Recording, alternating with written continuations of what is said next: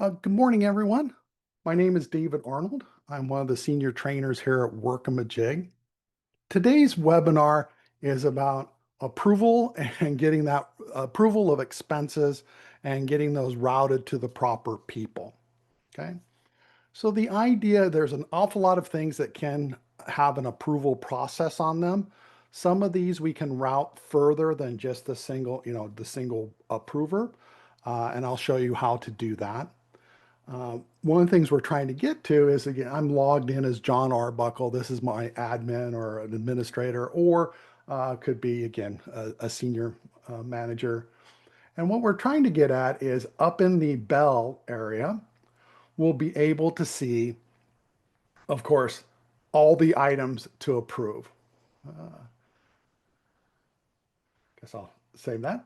So again, you can see what can be sent to me, timesheets, expense reports, purchase items, all orders, vendor invoice, credit card charges, client invoice, estimates, deliverables, project requests, right? Billing worksheets, and also meetings.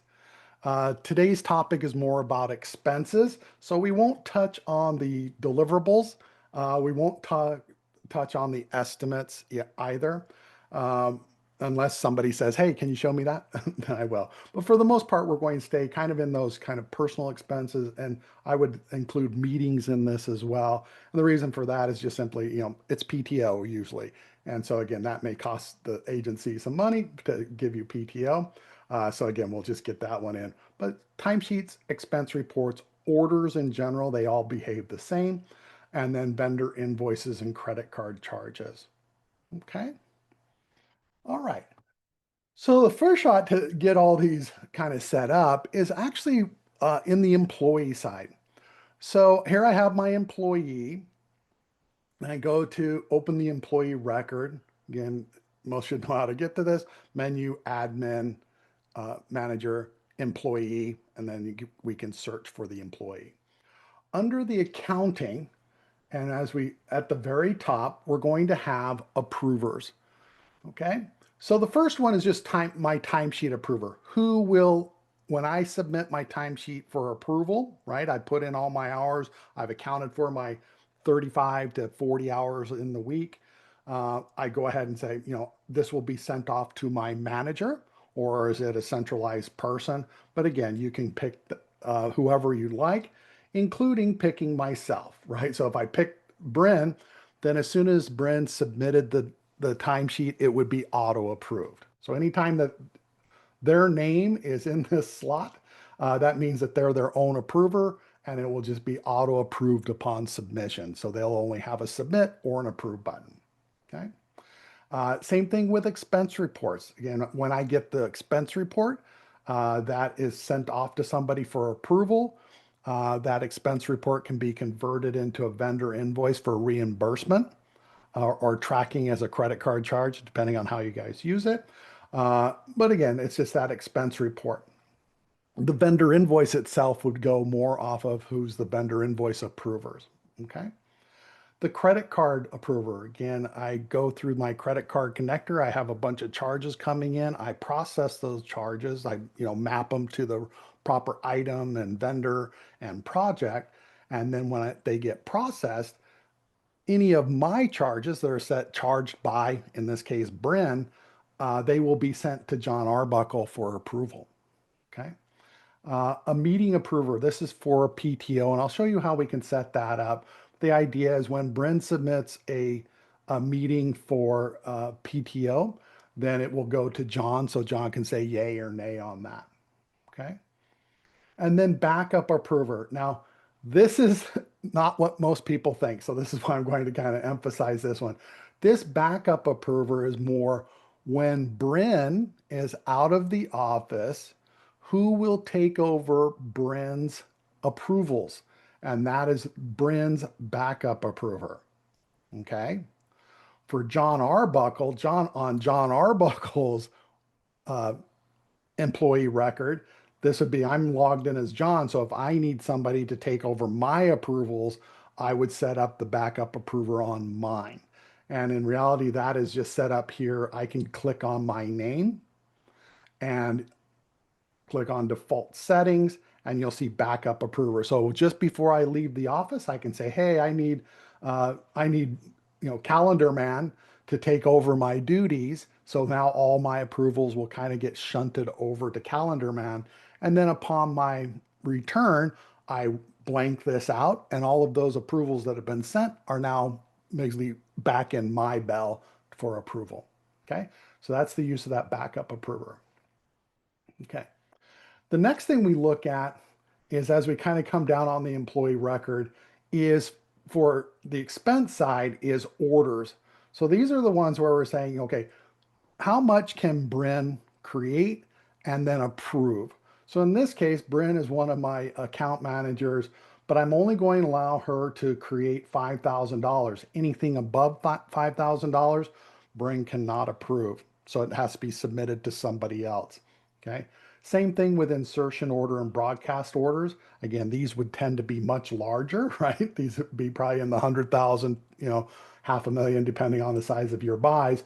But again, they tend to be much larger in number. Maybe for purchase orders, again, you might have a level 1,000, 5,000, 10,000, and then the grand one. I'll give you heads up. Somebody needs to have the max, right? So somebody needs to have the big number. Otherwise, orders cannot be processed. They can be put in, but they can't be approved. So somebody has to have these limits. And I'll show you, for example, if I go to John,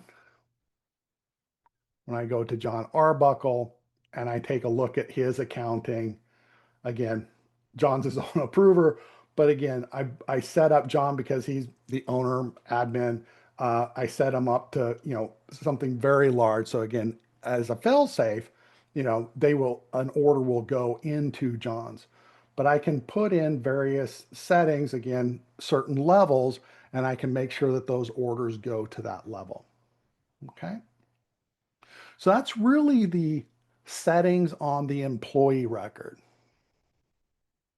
Okay. And again, so I get the question, can we set up a backup approver for a time period, start date, ending date? No, it's really, we think of the backup approver as you're going in and saying, this is who will take over my duties while I'm out of office, and then blank it out once they return. Again, an admin in the system can go in at any time and make that change for them. Oh, John is sick for a week or whatever. I can go in and set up a backup approver, as opposed to moving all those approvals over to this new person. I just set up the backup approver on his employee record, and everything will be off on that person's. So again, I do know there are some that leave that consistently on, so it becomes John and Bryn are always the approvers, if that makes sense. All the John stuff goes to Bryn, all Bryn stuff goes to John, and so they kind of work in tandem. That can get a little confusing for some things, but I have seen people do that. We would assume that it would be blank. Okay. All right. So the next set of settings, again, things end up in the bell, right? Sorry, I'm doing a little bit of setup. The next one is when I come to admin, system setup, and we're going to look at transaction preferences, okay? So again, menu, admin, system setup, account information, transaction preferences.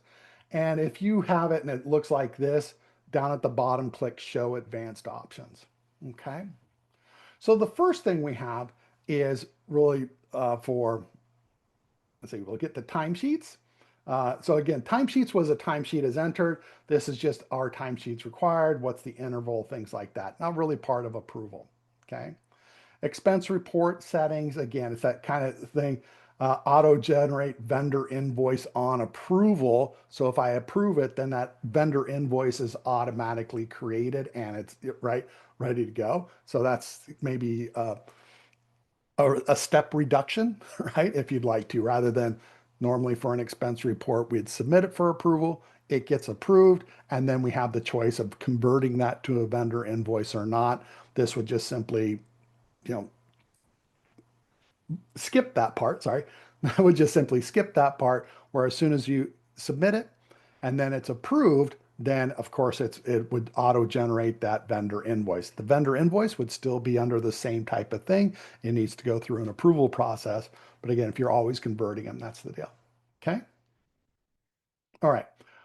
We have purchase orders. Again, under purchase orders, there's not really anything here. Again, I'm just showing you, but we do have this one, assign approver with the lowest limit. What does this do? And this is for purchase orders. So, like I said, we could level this. I could have one person at 1,000, 5,000, 10,000. So the idea is when I submit, and I'll show you this, when I submit a purchase order, it really goes out to anybody that can approve. Okay.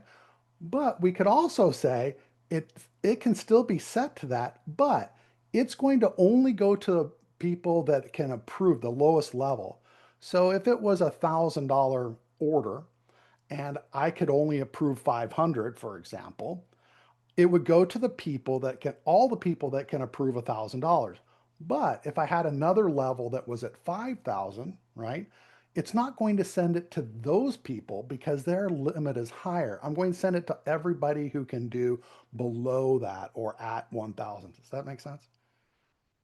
So again, it just sends it to that limited number of people rather than everyone. It just picks what's the lowest limit level there is. Most people do have levels, right? Where does it fit? Send it to only those two people as opposed to everyone. Okay. So again, that's this setting right here assigned to those. Okay. Then we have the vendor invoices. Again, a lot of things get converted into vendor invoices. And again, we have this setting here. It's like, who is the default approver? Now, again, this is who gets assigned to it, right? That doesn't mean it can't be changed. It just means when I create it, who gets assigned to it. So we have several settings, person entering it. So again, the creator is the approver on the invoice. Is it the AE on that invoice header, right? The invoice is to a certain project, so I'm going to send it to that AE. Uh, we have automatically approved. I don't recommend this one. When you're creating a vendor invoice, even though you have no lines, it'll automatically approve. So then you have to unapprove it, edit it, then resubmit it for approval. So I usually don't recommend that one. The other is person entered below. So if you have a centralized person that you want it to go to, it basically allows you to select any of those people. So that's person entered below. And then PM on the project works the same as the AE, right? If the PM on the project and that project is on the header of the vendor invoice, then it'll send it to the PM on that project. Okay. Any questions on those?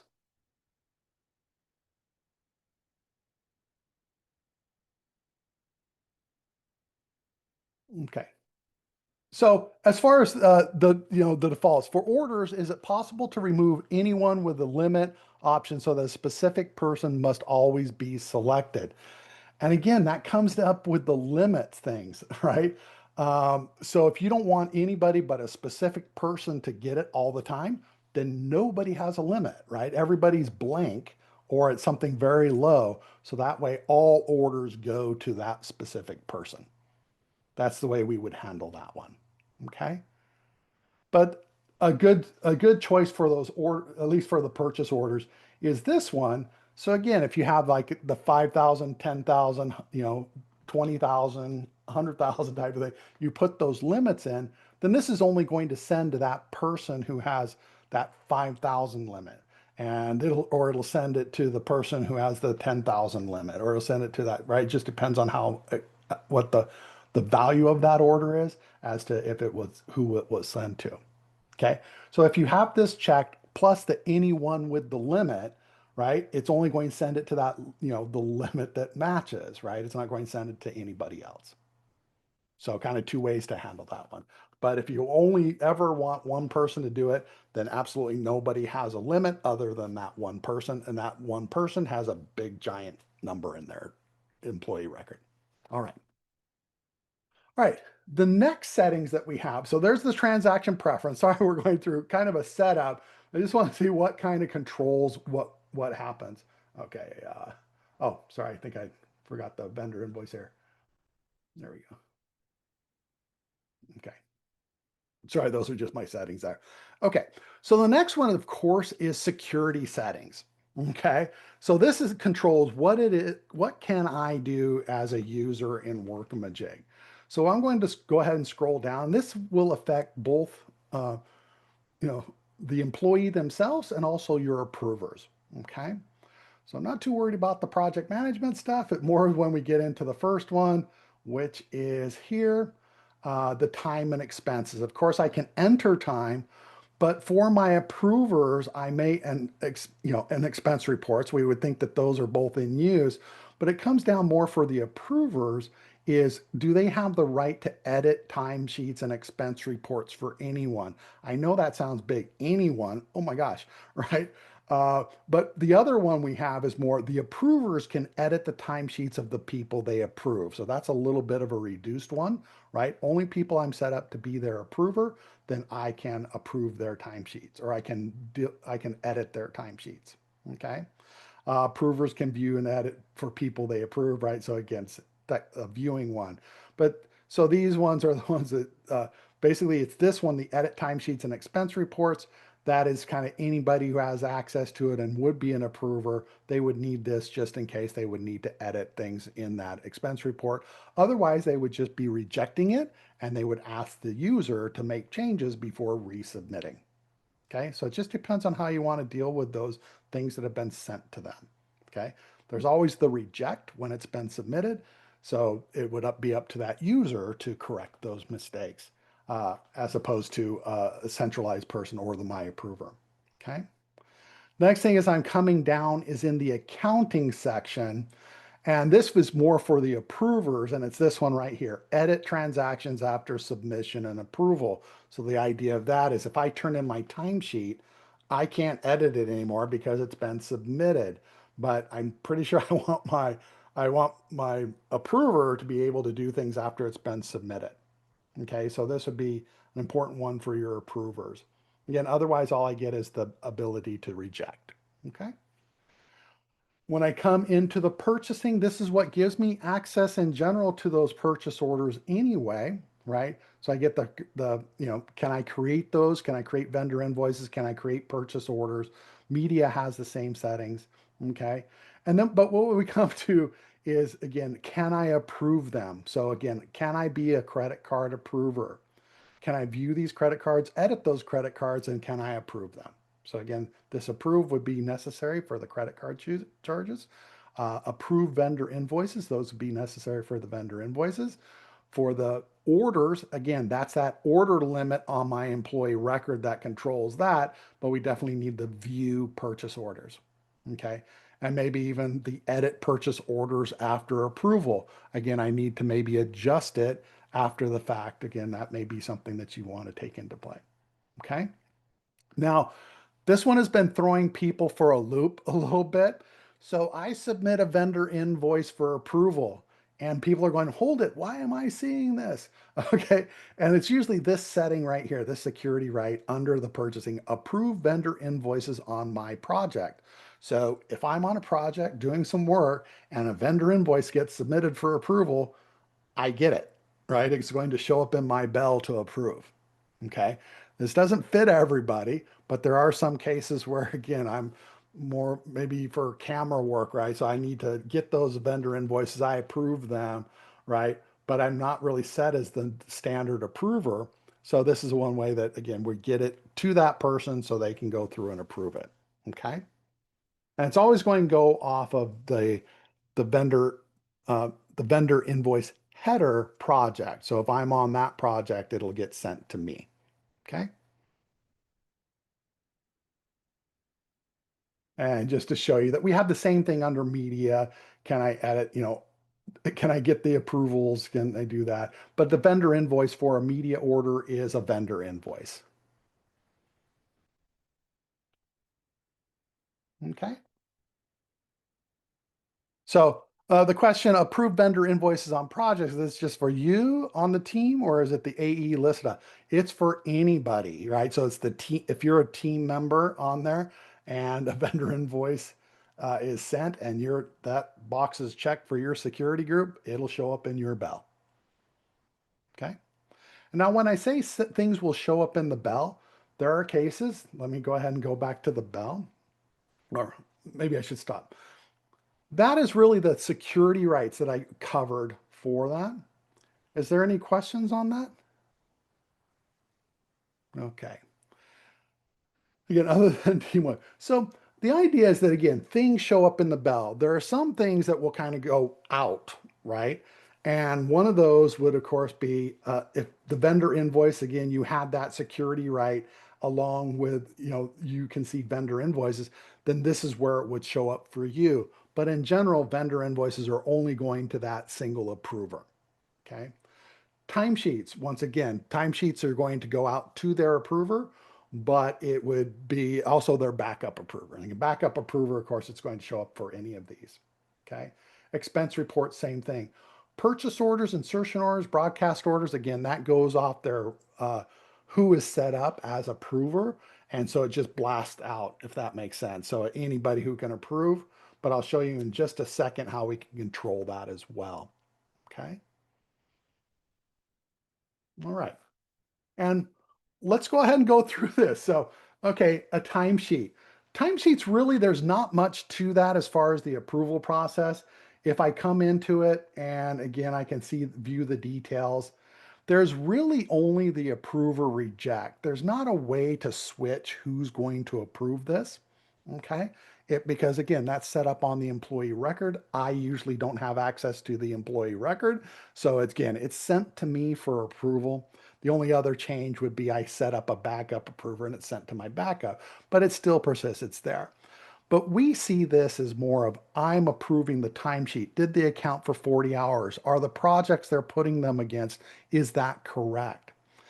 If there's an error in what project or what service it went to, we're kind of leaving that up to the project managers. A time entry, as you know, immediately hits the project.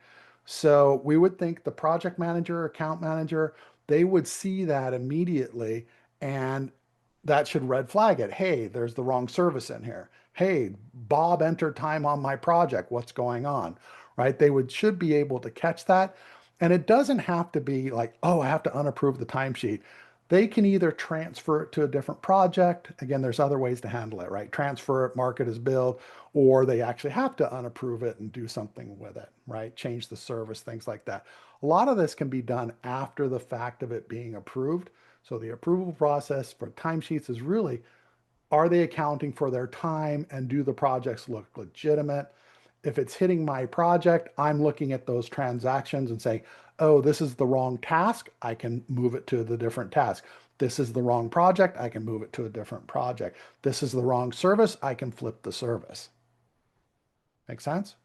Okay. So that's again, project manager dealing with those individual transactions on their projects. All right. The next thing we get, okay, I'll close this one up. Okay, let's go look at orders.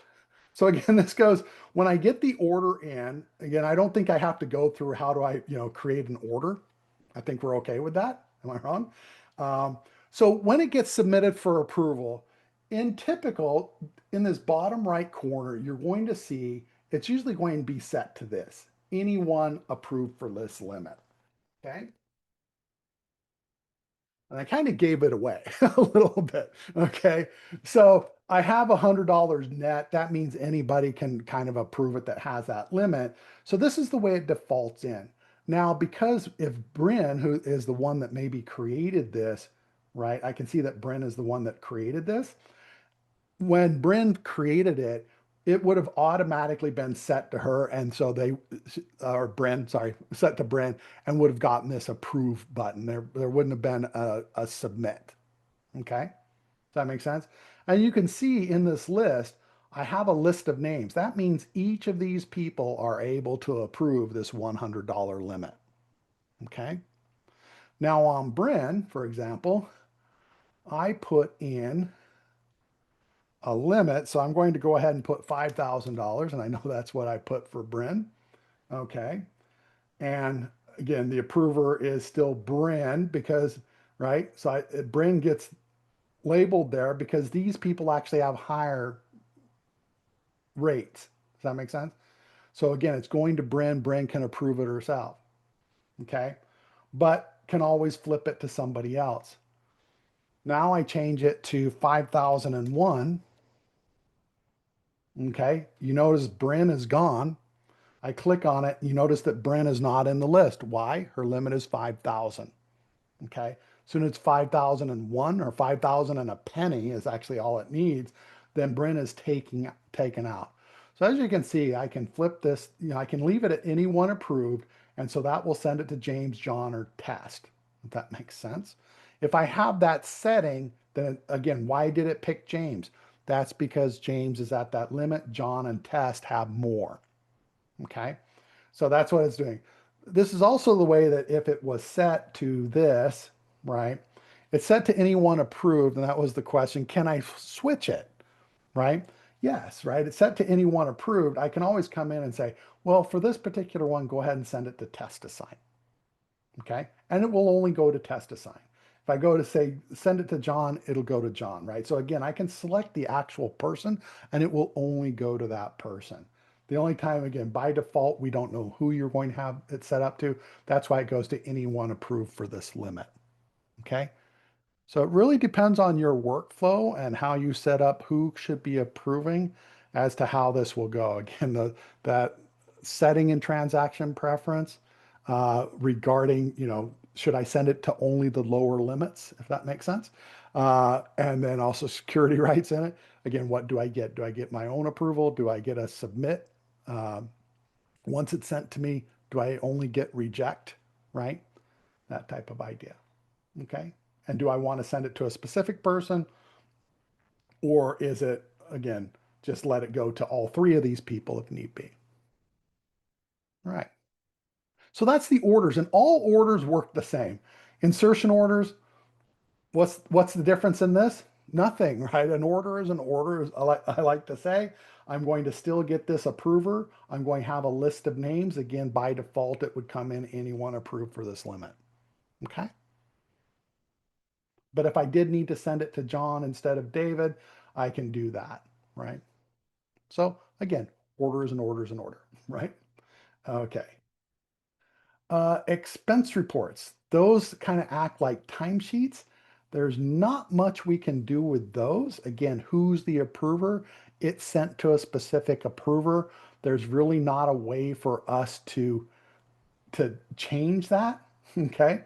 There are, again, their approver is their approver. That's who it's going to be sent to. So there's not much routing. Okay. Right. The next is vendor invoices. Okay. Okay. Remember on vendor invoices, we can set it up to be a specific person, right? Or we can just let, again, depending on who created it, remember? So maybe I can review that again. So again, under transaction preferences and vendor invoices, again, I'm deciding, how does it get routed when it's first created, okay? Now, again, that's the default in. So when I come into this vendor invoice and you're saying, well, it arrived to me, right? And maybe I'm the first round. And this would be something that you would have to set up kind of internally. What is the workflow? So first it comes to John, then John sends it to Bob. Bob sends it to Sally. Sally approves it. And then it goes off to my AP person or my AP person to pay. Does that make sense? Okay. And we could do that. It's like it came to me, John, or it came to John. So when John knows, I send it to James. James knows to send it to Bryn. Does that make sense? Now, again, these are lower to higher. But if you have that kind of workflow, when the vendor invoice comes to you, then you are able to change, it goes to James. And so now, as soon as I close this, this is no longer in my bell. It's going to be in James's bell. Make sense? All right.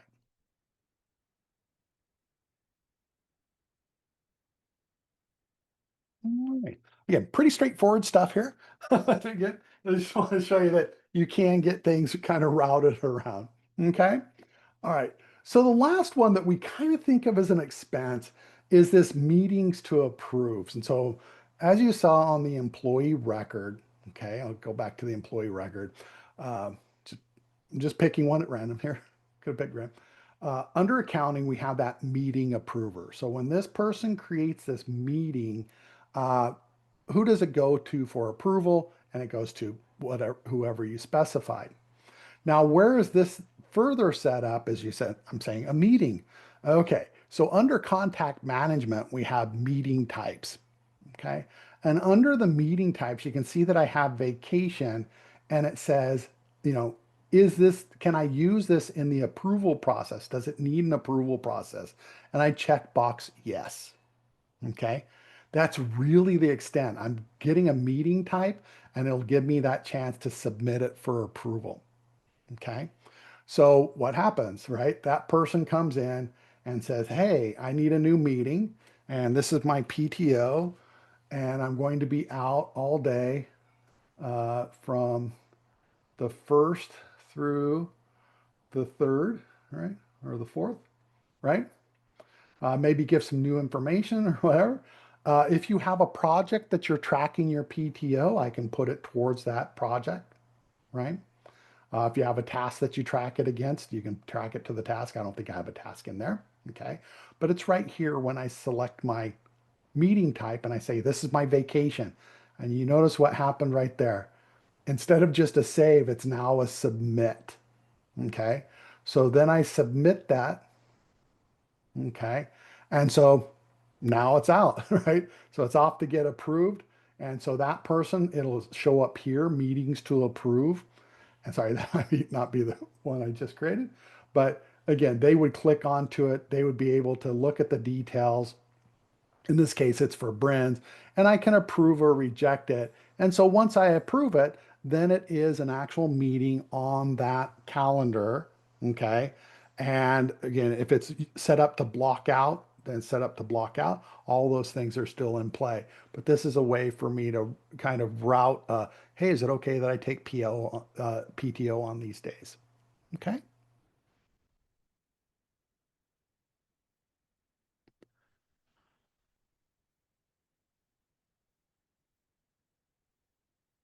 Okay. So those are kind of the expense side. Again, we do have other things that can be set up for kind of doing a routing. Some of these are under the tracking. So if I go to system setup and tracking, uh, we have project changes, change requests. Again, that's more of I need something changed. That's usually budget or maybe some tasks or something like that. Or sorry, spec sheets. Project request forms, again, I can submit for a project request. And in these, there's actual routing involved in these. So again, I have a project type. I can have what's the access, and then I can set up an approval process. And it can be multiple. It doesn't have to just go to one, it can go to multiple layers. That's the design is like, you know, first it goes to this person, then the next person, then the next person, and we can set it up that way. Okay. We do the same thing with the spec sheets. That's the project change request, where again, I need to change this spec sheet, and that will get tracked, right? And again, it would have its own approval process. Once approved, then it becomes part of the system. Okay. Spec sheets are there's a way to instead of having to see that change request, the project change request submitted. I can also just track the versions of the spec sheets. So if I go into a project, sorry, I'm kind of a little bit off track, but when I go to a project and just picking one, and I put in a spec sheet, okay. And you can see here when I open up this spec sheet and I can actually version these. So that was the latest version, but here's version 1, version 2, version 3. So we can track the version. So if anything has changed in that, so again, let me go flat size and I'll just put something in there and save. It's going ratchet up that as you can see, now it's a version 5. When I click on it, version 5 is visible, but I can always click on the version and see the changes through time. That's the original, second one, third one, fourth one, fifth one. Okay. So again, we have a project change request that you can route through people to get approvals. Okay. So there's a question, what with the invoice approval workflow, So I take a vendor invoice. Is there a record that the first person approved? The first person did not approve it. Okay. The first person just, it came to them and then they changed the name and they resubmit it. I would, again, it's kind of that workflow you guys define. It's unless I edit it, the edit would be in the log. But for the most part, let me just go to one here.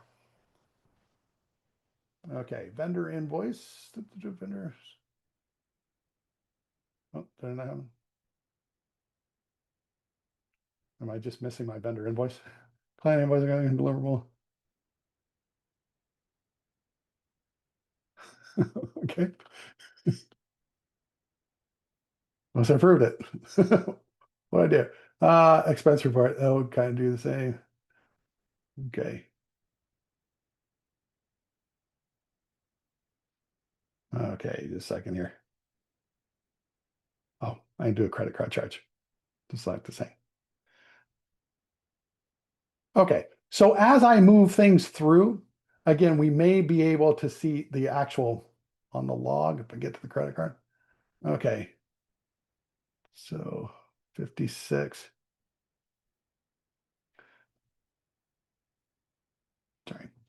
Okay, so in the log, we would normally kind of track that. So inserted, not sure if we get it on the credit card. So James Buyer, that would be in James. Yeah, we don't track that change in, at least on the credit card charges. We think that's a little more directed. Okay. Sorry about that.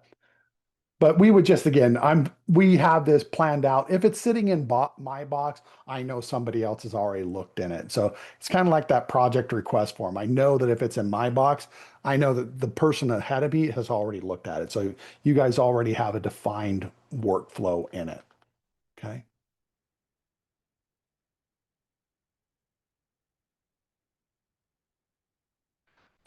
Great question. So I have another question. If you enter the project and task for a PTO meeting request, does it auto-populate the timesheet?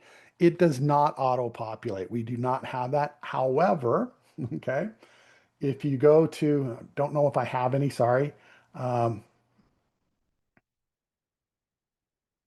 and of course, I don't have one. Let me go ahead and create a meeting for today.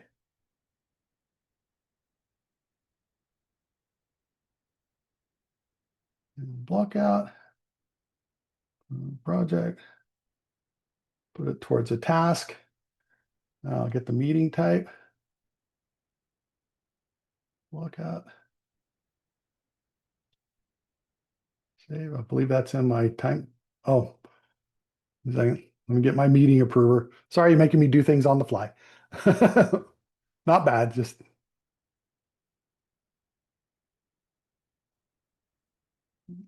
counting. Okay, I'm my own approver, so it already approved. Okay, so what happens to that is, make sure it didn't show up in the meetings to approve.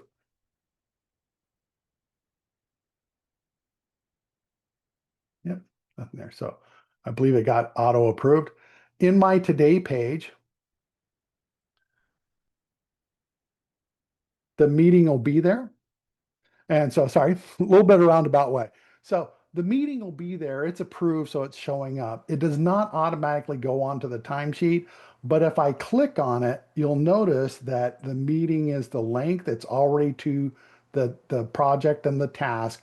And right here, if I had a service as a default on my employee record, it would have done this one as well. But again, it's already filled in. All I have to do is click onto it and save. Oh, sorry, I require comments and save. And that is how it would be on my timesheet. Okay. Yeah, we never automatically put things on the timesheet. I know a lot of people have asked for that, but it's like, okay, if we put, 48 hours on there because you blocked out 2 days, is that what you want on your timesheet? Right?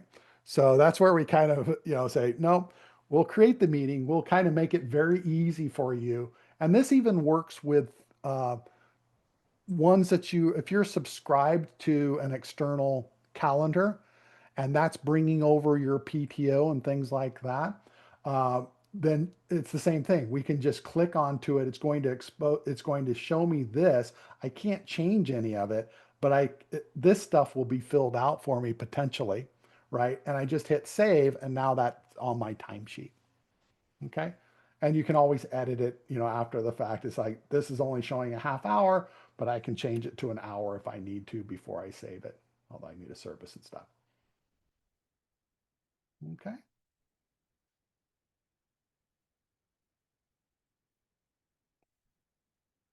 Okay. I hope that answered your question. Um, so can you go back over the order purchase approval settings? Is it correct that the security settings is where you determine who can create and edit orders? Yes, that's true. Order goes out to approve to anyone with the proper approval limit. That's true. Is there a way to default the AE? Okay. So once again, orders, we've always seen orders as being limited, right? So it's always based upon what is their limit. It's not really the person, it's always the limit. Okay. Because again, we don't know how your AP structure is, right? We don't know if I'm an account manager, can I approve $1 million buy? Some agencies, sure. Other agencies, no, right? Some it doesn't even have to be that big. They can only, approve $1,000 and then it goes to the boss. Does that make sense? So that's why we have ordering. And we never really linked it to a project because again, it's not just for that project. It's like your agency is taking on expense. Uh, is that project only? No, it's usually management only, right? Management needs to see that to make sure. Okay. So it's always controlled by that limit that we put in there. And then you can decide, does it go out to all people with that limit or I can pick one person that has that limit and send it to them. Okay. Now, again, the person who received that order,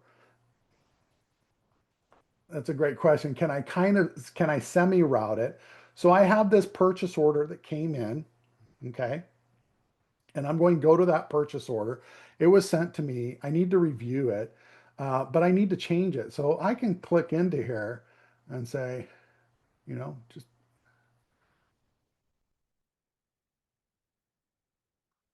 right.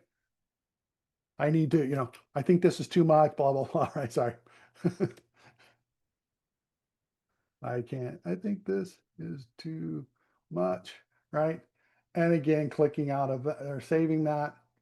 Okay. So that's now part of the conversation on that. Right. If I close it, open it back up. Okay. That's part of the conversation that I would see. And at that point in time, I can flip it to somebody else if I need to. Again, we're not tracking that I've flipped it from one person to another, but I can always leave notes on it. Or if there's other locations that you guys like to leave notes. Again, the description may be one place, although probably wouldn't do that. But there may be delivery instructions or special instructions, again, that you may be editing.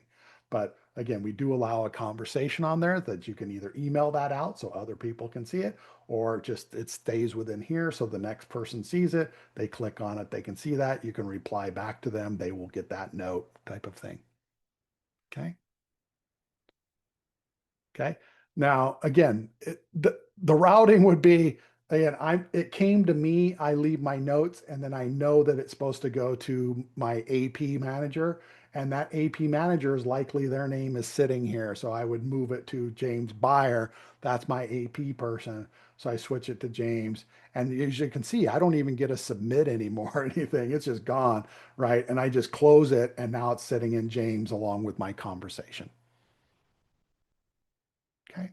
So again, it would be up to your team to kind of set up what are the levels that I can approve, what are the levels that the next level can approve, and then again, if all else, well, of course, defaults to the person with the greatest. If you need to route, again, the names are going to show up here, so you would just say predefine. You account manager, you send it to this person, and then that person knows to send it to the next person. Sorry.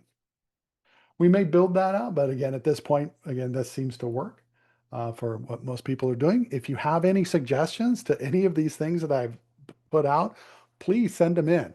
That's how we've grown this these pieces, right? As more people say, well, we have a routing process that we need to go through, then we can, kind of spec that out and see if that's what other people are asking for and maybe add that to the system. Okay.